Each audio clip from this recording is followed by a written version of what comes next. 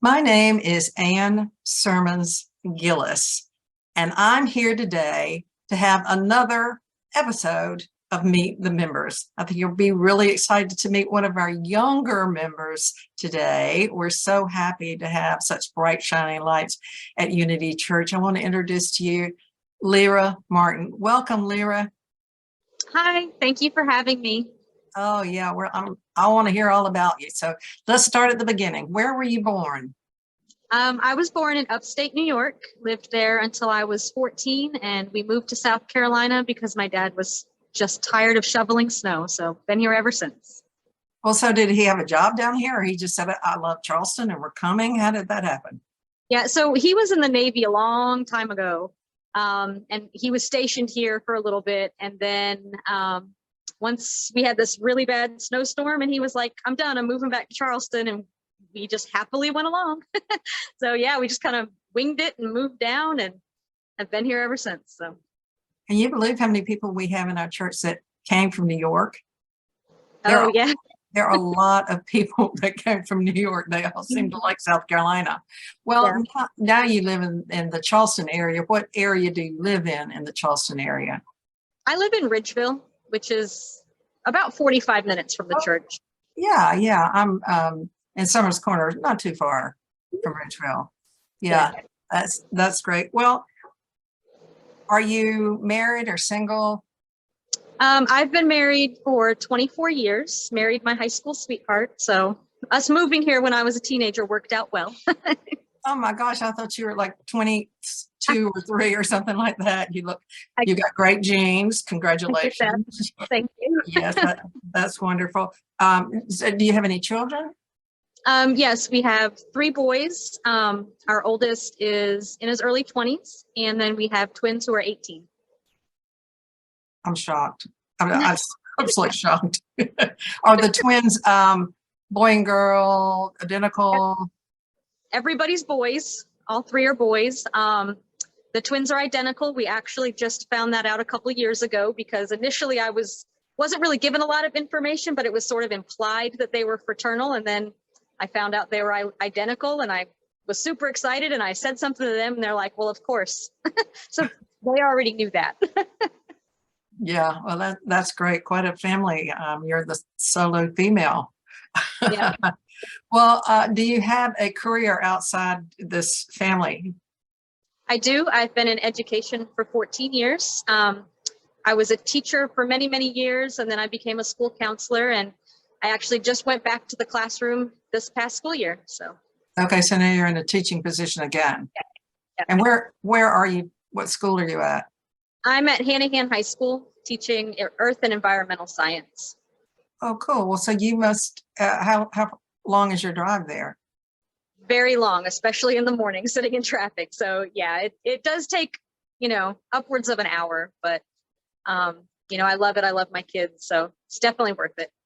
Wow, well, you're a brave soul to get out there for an hour every day in traffic. So we're glad to have you. I'm sure you have a very calming presence in the traffic. So that's wonderful that you have a job that you really like.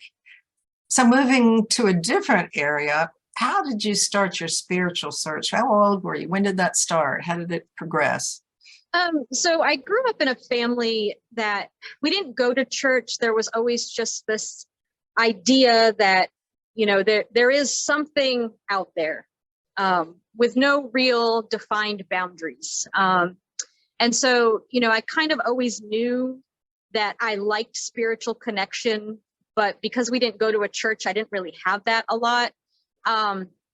So when I met my husband back when we were teenagers and we were just dating, he went to a Methodist church, and I started going with him, and kind of having that consistent going every Sunday and talking about God, hearing about spiritual practice. I was like, oh yeah, I really like this. This is exactly what I needed for my whole life. And we didn't stick around in the Methodist church too long.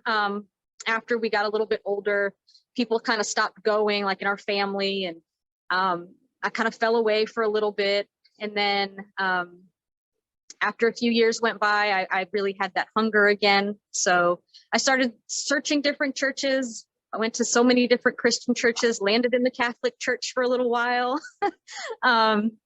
But then when the pandemic hit, things kind of went all topsy-turvy, as we all know, and started watching some other things online, and I started to realize I was having a shift in my beliefs and what I felt connected to.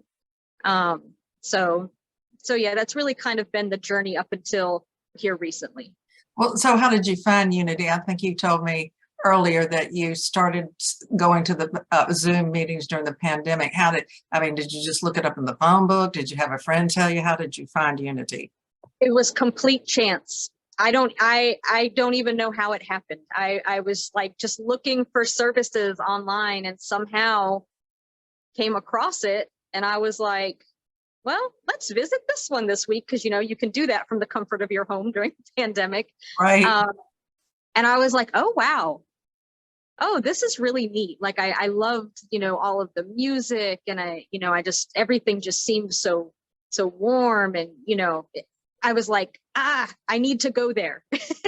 So once everything officially opened back up and we were able to visit in person again without, hindrance of masks and all that stuff.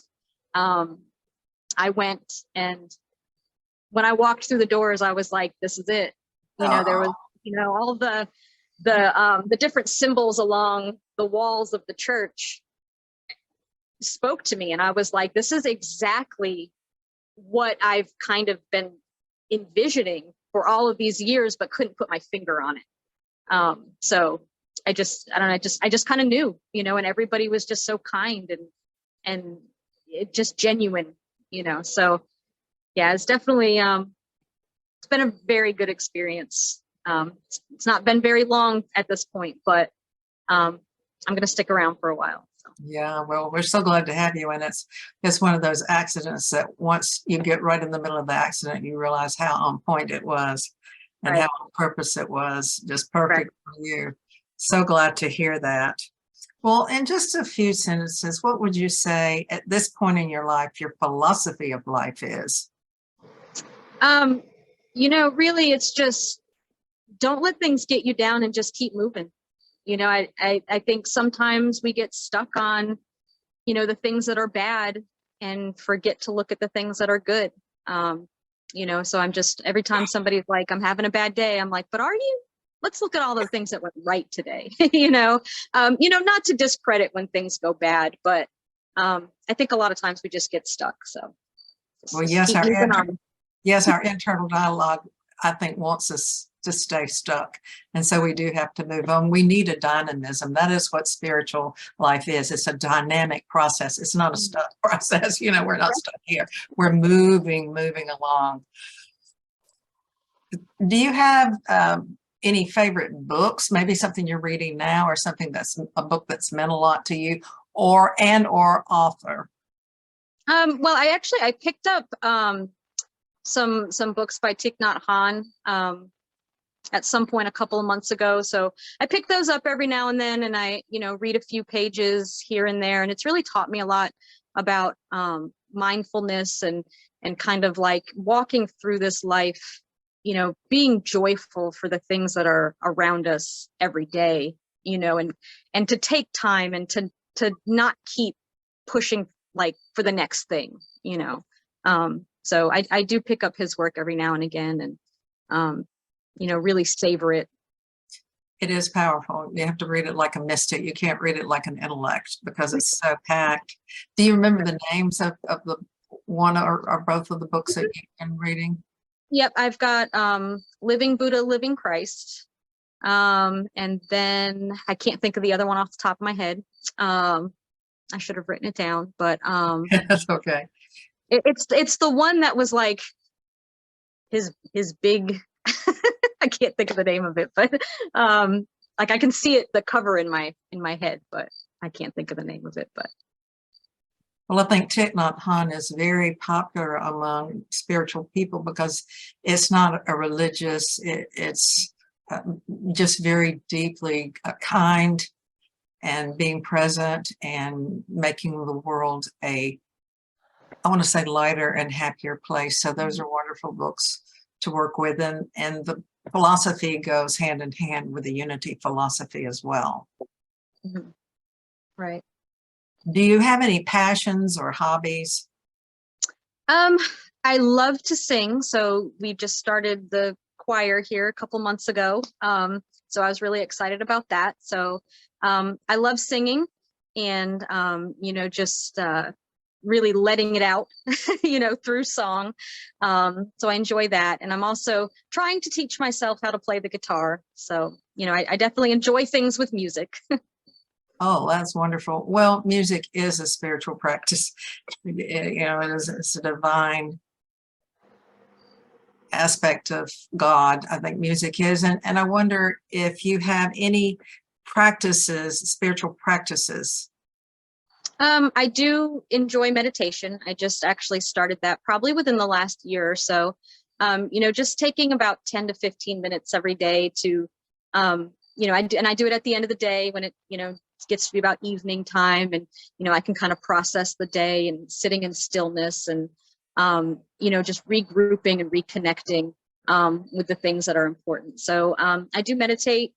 I also really enjoy something that I think it's called grounding, where you just go outside barefoot and you stand and you just feel that connection between, you know, where you meet the earth, and finding that peace that I feel there. So that's kind of how my spiritual practices look these days. Okay, neat. Well, have you noticed with the meditation a difference, that it's made a difference in your life? Absolutely. I was actually just talking about that the other day. One of my students actually asked me just totally randomly, Miss Martin, do you meditate? I guess I must send off a vibe. I don't know. And I was like, yes, actually I do. And they're like, but why? What does it do for you? And I explained to them how, I feel I feel different as a result of meditation. I think just having that time every day to reconnect, you just kind of feel renewed, recharged, and it just sort of makes you, just a little. I feel like a whole, maybe might be the word, and I feel more at peace, I guess, than prior to my meditation practice. Well, you found two really wonderful things in a fast-paced life like you lead, with the driving and being in traffic and coming home, because that is a stressful thing, just driving. And so you found that connecting with the earth really calms you down and centers you, as well as meditation. So it looks like you're taking the right medicine. It does feel right. So Yeah, and I just wonder if, just in closing, do you have any last thoughts that you might want to share with us? Any advice or anything?